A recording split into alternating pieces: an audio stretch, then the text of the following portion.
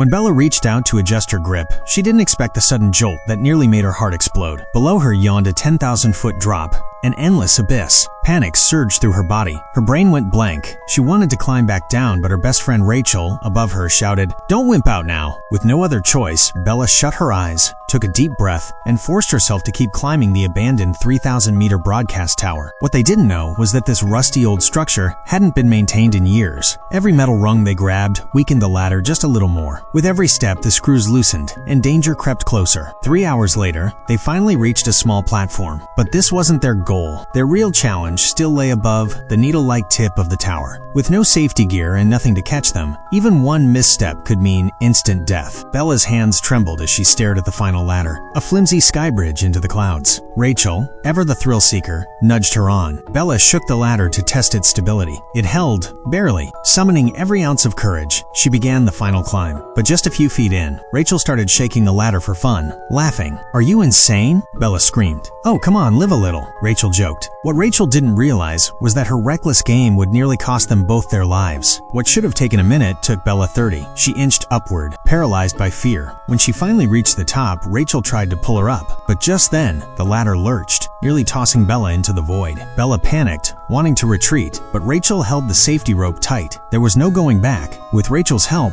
Bella made it to the summit. The whole world seemed to stretch out beneath them. For a moment, they felt unstoppable, like they had conquered the skies. But reality hit fast. After taking their photos, they realized the ladder had fallen. There was no way down. They took out their phones to call for help. No signal. At this height, they were completely cut off. If help didn't arrive, they'd die up there from dehydration, or worse. That's when Bella spotted their supply bag. It had gotten stuck on a ledge just a few meters below. But without the ladder, they had no way to reach it. Then Rachel had an idea. If we lower the phone down using the rope, maybe it'll catch a signal and send out an SOS. They typed the message, tied the phone to the rope, and lowered it. Nothing. No ping. No SIN alert. Desperate, Rachel climbed down the remaining bit of ladder, hung off the edge, and lowered the phone further. Still nothing. With her arm shaking, she had no choice but to climb back up. Then Bella had a crazy idea. What if we just drop the phone, but protect it so it doesn't break? They wrapped the phone in a shoe, padded it with part of Bella's knee guards, and hurled it off the tower, praying it would survive the fall and that the SOS message would send on impact. Now all they could do was wait. Seconds turned into hours.